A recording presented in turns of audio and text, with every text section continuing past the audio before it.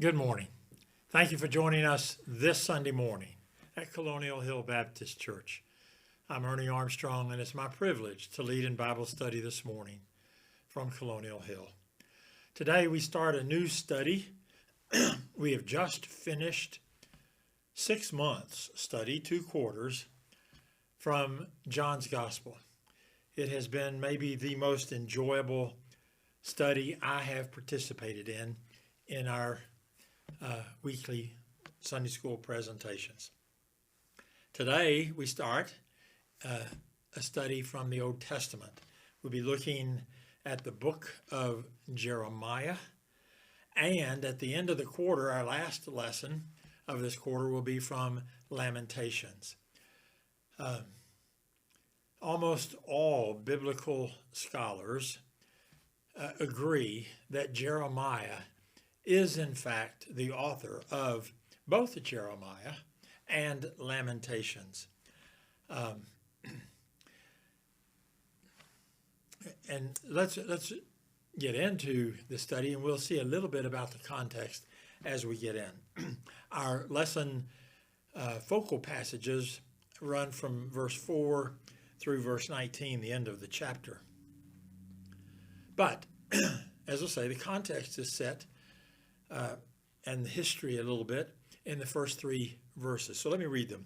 For those of you who read along, I'm reading from the New International Version. The words of Jeremiah, son of Hilkiah, one of the priests at Anathoth, in the territory of Benjamin. The word of the Lord came to him in the 13th year of the reign of Josiah, son of Ammon, king of Judah, and through the reign of Jehoiakim, son of Josiah, king of Judah, down to the 5th month of the 11th year of Zedekiah, son of Josiah, king of Judah, when the people of Jerusalem went into exile. Verse 1 tells us that he's the son of Hilkiah, who is a priest in the town of Anathoth. And it's Thoth, Anathoth. Anathoth is located approximately 3 miles northeast of the city of Jerusalem. Anathoth was a city given to the priests. So Hilkiah was a priest, and Jeremiah was the son of a priest. Verse 2 tells us that the word of the Lord came to him in the days of Josiah, king of Judah, and extend through Jehoiakim and Zedekiah, who was the last king of Judah before the exile. Now there are 2 other kings that are not mentioned here in these first 3 verses, but those 2 kings together served a total of 5 months. And so it wasn't apparently very necessary to explain who they are. So what is the exile mentioned in verse 3? We've studied this in the past, especially when we studied from Ezekiel. The exile here is the Babylonian exile. As you may recall from some of our other Old Testament studies in particular, Ezekiel being one of them, as well as Amos, Jonah. I'm trying to think of some of the minor prophets we studied this past year. As you may recall from those studies, when Solomon died, a group essentially rebelled against his son and formed the northern 10 tribes, and they were called Israel. Also Samaria, because Samaria was their capital city. The southern kingdom, where Jerusalem sits and the temple sits, was Judah. Now, there were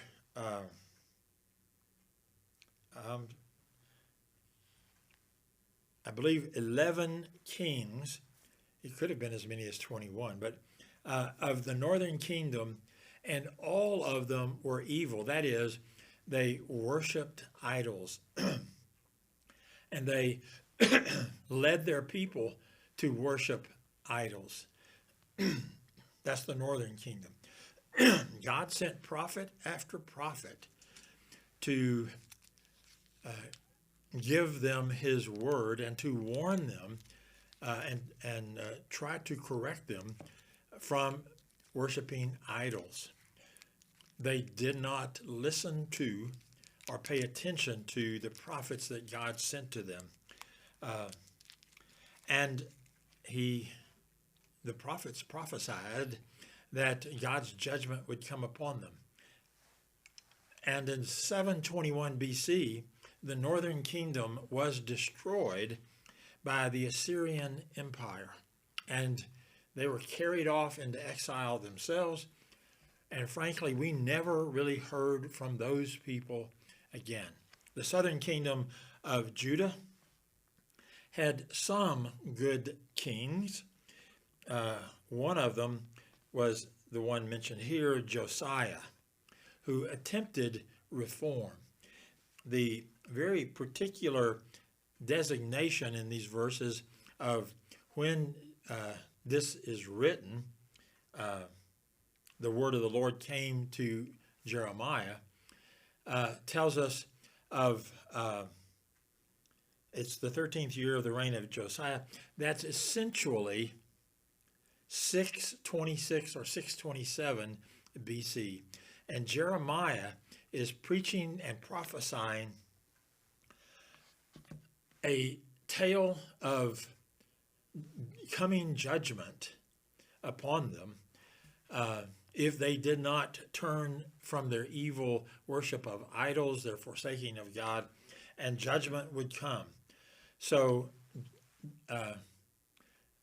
unfortunately, the people of Judah, even though they saw what happened to the fulfillment of God's judgment upon the northern kingdom, Israel, they largely disregarded Jeremiah. And so he, I start to say preached, which is an accurate saying. A prophet is not just someone who foretells the future, but someone who is forth-telling as well as future-telling. The people continued to be rebellious against God, and so Jeremiah was not listened to. He was spoken harshly about. He was persecuted, and we will see some of that in the weeks ahead. He had a difficult ministry. So that's the background and our context for Jeremiah. After those first three verses and their introduction, we will look at the last 4 through 19. And those verses are essentially broken down into three different sections. The first section, if you will, covers verses 4 through 10, and it deals with Jeremiah's call to service. Read along with me if you will. Verse 4. The word of the Lord came to me, saying, before I formed you in the womb, I knew you. Before you were born, I set you apart. I appointed you as a prophet to the nations. Verse 6. Ah, sovereign Lord, I said, I do not know how to speak. I am only a child. Newer versions of New International say, I am young. But the Lord said to me, do not say, I am a child, or do not say, I am young. You must go to everyone I send you to and say whatever I command you. Do not be afraid of them, for I am with you and will rescue you, declares the Lord. When the Lord reached out his hand and touched my mouth, then the Lord reached out his hand and touched my mouth and said to me, now I have put my words in your mouth. See, today I appoint you over nations and kingdoms to uproot and tear down, to destroy and overthrow, to build and to plant. Let's look at those verses. Verse 4 says, "The word of the Lord came to me, saying." So this is a huge point. Applies to us as Christians even today. We are not, as Christians, just to pick out what we want to do and do it. Our task as Christians is not just to follow our dreams. It is often to give up our own dreams to do what God has planned for us instead.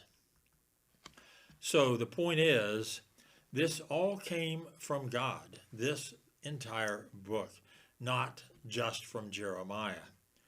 And thus, we also need to be sure that what we are doing comes from God, and it's not just our own dream or our own invention or our own desires. And then verse 5 has some more very important points. What is it that God is calling Jeremiah to do? He says, I appointed you as a prophet to the nations. So God is calling him to be the forth-teller, to tell people what God has to say to them. But let's notice the beginning of verse 5 and see when God made this plan for him, for Jeremiah. He says, "Before I formed you in the womb, I knew you." Another possible translation is, "I chose you." Before I formed you in the womb, I chose you, or I knew you. Before you were born, I set you apart. And then, as we just said, I appointed you to be a prophet to the nations. So God had this all planned out even before Jeremiah was born. That's significant because God plans for us as well, even before we were born, because he knows us too, even before we were formed in the womb. That's amazing. In Ephesians chapter 2, verse 10, Paul writes, "We are his workmanship, created in Christ Jesus for good works, which God prepared beforehand that we should walk in them." The goal for every Christian then should be to find those things, or that thing, that God has planned for us to do, maybe even before we were ever born. And when we do them, there will be a sense of fulfillment and great joy in it. So let me ask, do you ever do something that you feel so good about that you get real joy from doing? That may mean you're doing what God made you to do. Pastor Sean Thomas, who writes a blog for Lifeway, who produces our Sunday school material, says that he believes that God wants every person to be able to find that thing he designed them to do from before the time they were born. And when you find it and do it, you will get a sense of great fulfillment and joy, because that is what you were created to do. So, if you haven't already found and been called and aware of the call, be looking for the thing that God is calling you to do. Remember, it's not necessarily just your dream. It is, however, what God designed for you to do. And there is a difference, a big difference. Now, verse 6, as we read a moment ago, shows us what Jeremiah's response was. He hears that God is calling him. He's the son of a priest, so he's aware of God. So is he thrilled or excited with God's call? No, he's not. Instead he says, "Alas, sovereign Lord, I do not know how to speak because I am too young. So he had some objections. He had some excuses. He says he did not know how to speak. Have you ever thought or even said that you were not able or qualified to stand before a crowd of people and speak to them? Well, that's essentially what Jeremiah is saying here. And he says he is young. Some translations say he is a youth. New International Older Version says that he is a child. So he can't speak and he's too young. Does that remind us of anybody in the Bible? Well, it might remind us of Moses in Exodus 3 and 4. When God called him, he had excuses, one of which was he couldn't speak. He wasn't a good speaker. And so they called upon Aaron, his brother, to do some of the speaking.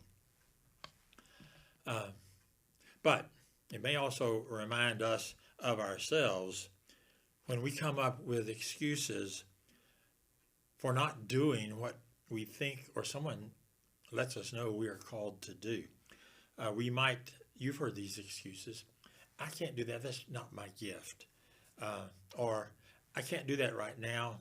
I'm too busy. I have too much else to do. I've done my service. Let somebody else. These are excuses. But look to see what God said to Jeremiah in verse 7. He says, "But the Lord said to me, do not say, I am only a child. You must go to everyone I send you to and say whatever I command you."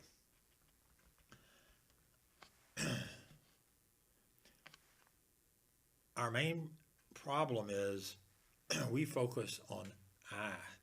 And in verse 8, God gives us something else to focus on. God says, "Do not be afraid of them, for I am with you, and I will," some translations say, "deliver you," or "I will rescue you," declares the Lord. So Jeremiah is going to follow the call that God calls to him because God is going to be with him. That makes all the difference. We might look in the New Testament for a similar passage. In Philippians chapter 4, verse 13, one of the best known, well-known passages that Paul wrote says, "I can do all things through Christ who strengthens me." That's the message that God had for Jeremiah. It is the message he has for each of us as well. When we give excuses as to why we can't do what God is calling us to do, we realize that God can do it. We don't have to rely upon our own weaknesses. Like Jeremiah, God will be with us. Now we change to another section, the second section of Jeremiah, where God begins to tell Jeremiah what his message is going to be. And it is a difficult message that Jeremiah is going to be asked to deliver. Listen as we read 11 through 16. "The word of the Lord came to me. What do you see, Jeremiah?" I see the branch of an almond tree," I replied. "The Lord said to me, you have seen correctly, for I am watching to see that my word is fulfilled." It's an interesting passage. We're going to look at that in a second. "The word of the Lord came to me again. What do you see?"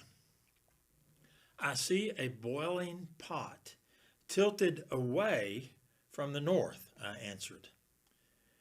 Verse 14, "The Lord said to me, from the north disaster will be poured out on all who live in the land.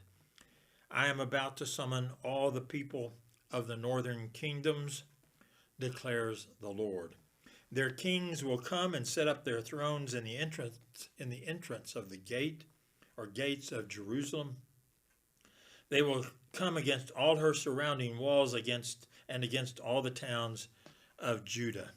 Verse 16, I will pronounce my judgment on my people because of their wickedness in forsaking me, in burning incense to other gods, and in worshiping what their hands have made.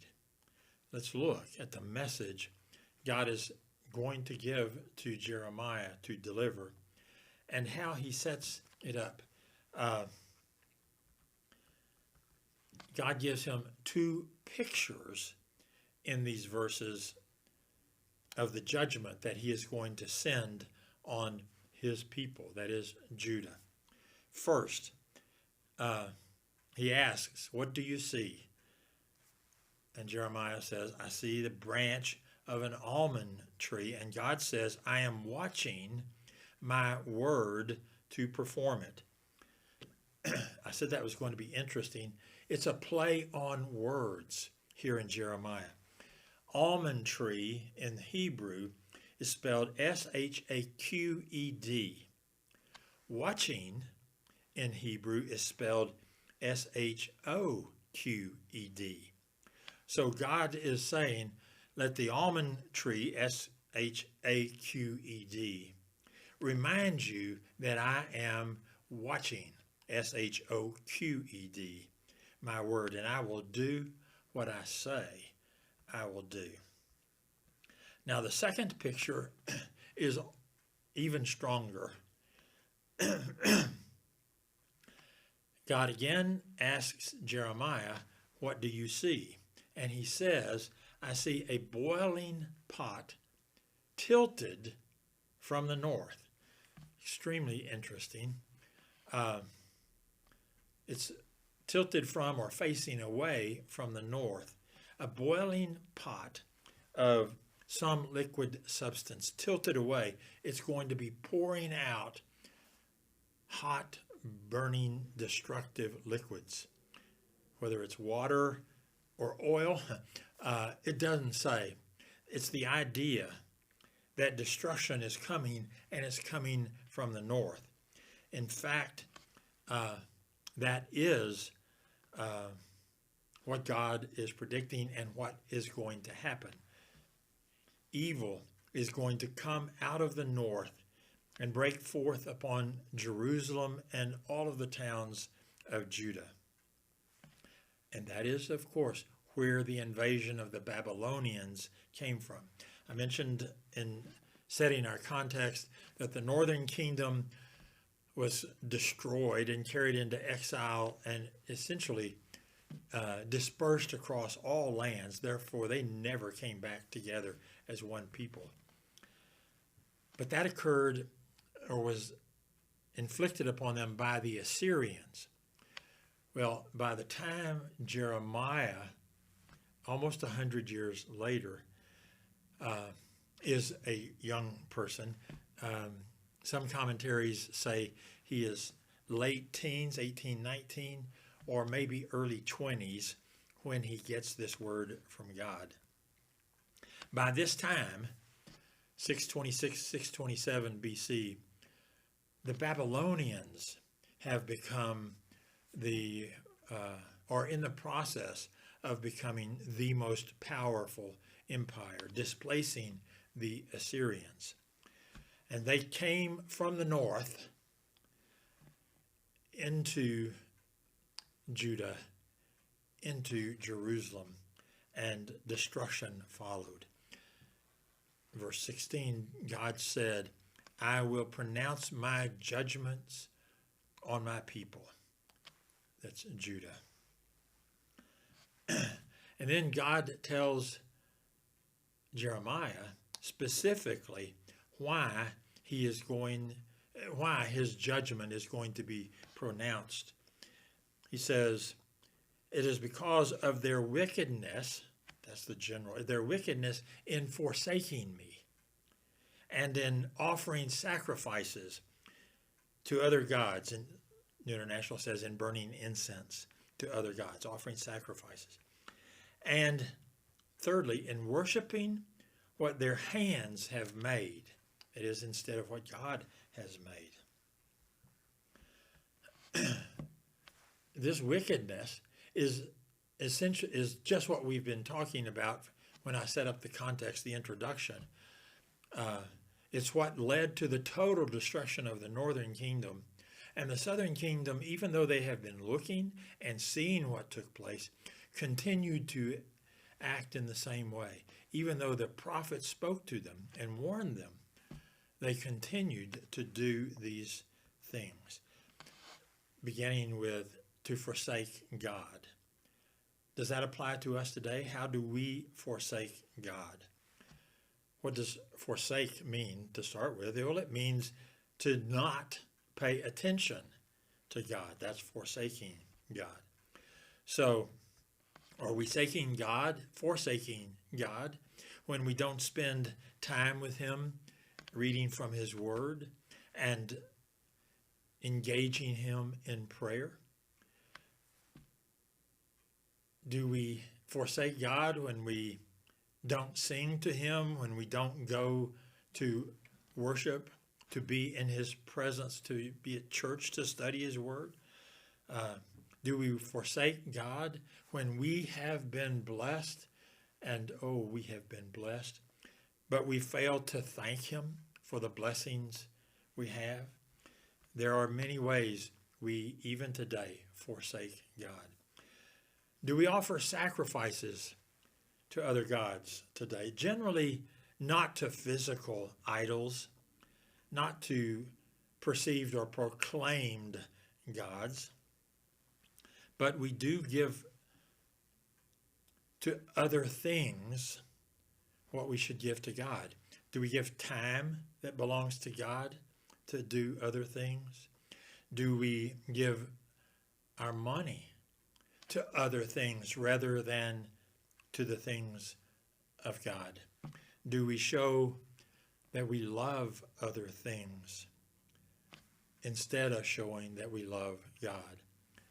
Some say we are worshiping idols, or we are engaging in the same issues that the people of Judah continued to do. Do we worship the works of our own hands? Many do. Many worship their things, their house, their yard. They spend all of their time working in the yard. I don't worship that thing. I don't spend enough time in the yard. Do they worship their cars? Do you worship things, collections, or other things that you give all of your time to? Sort of like forsaking God. If we are not careful, we can give the time and attention that God deserves us to give to Him. And if so, then we are worshiping other things, especially those things that are ours, that we did, that we created, that we made. God says here in Jeremiah 1 that He judges that kind of wickedness.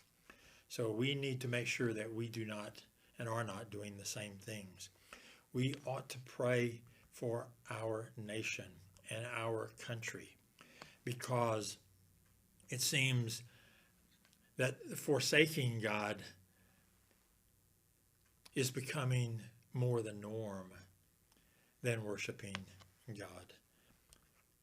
God has not changed. As Judah was judged, so we as a nation are not immune from God's judgment either. Our last section, God is giving Jeremiah his last exhortation here in this chapter, verses 17 through 19. He says, "Get yourself ready." Some translations say, "Gird up your loins. Stand up and say to them whatever I command you. Do not be terrified by them, or I will terrify you before them. Today I have made you a fortified city, an iron pillar, and a bronze wall, to stand against the whole land, against the kings of Judah, its officials, its priests, and the people of the land. They will fight against you, but will not overcome you. For I am with you and will rescue you, or deliver you, say some translations, declares the Lord. Get ready, or the older or other translations say gird up your loins. The people of that time wore long robes to keep the sun off of them, really. And so if they needed to get going in a hurry, they would take the robe, they wore a belt, and tuck it into the belt so that they could run or do something quickly. God is saying, Jeremiah, get ready to do what I instruct you to do. And you will face opposition from those in power, those in authority, and those of just common people. But you stand up for them, whatever I command you, and I will build protection for you and around you. We live in a time when Christians are not respected, when opposition grows and abounds, when the media applies pressure so that people decline to stand up for what they believe is right. God says, stand up for my word, and I will protect you. They will fight against you, but they will not overcome you, for I am with you and will deliver you or rescue you, declares the Lord. I think we all have a similar assignment as that given to Jeremiah. Not necessarily to be a prophet, but to be someone who follows God, does what he tells us and directs us to do, and relies upon him to assist us in doing it, and he will protect us. An interesting, strong message to begin this quarter's study. Thank you for studying with us. May you have a great Sunday and week ahead. Good morning and good day.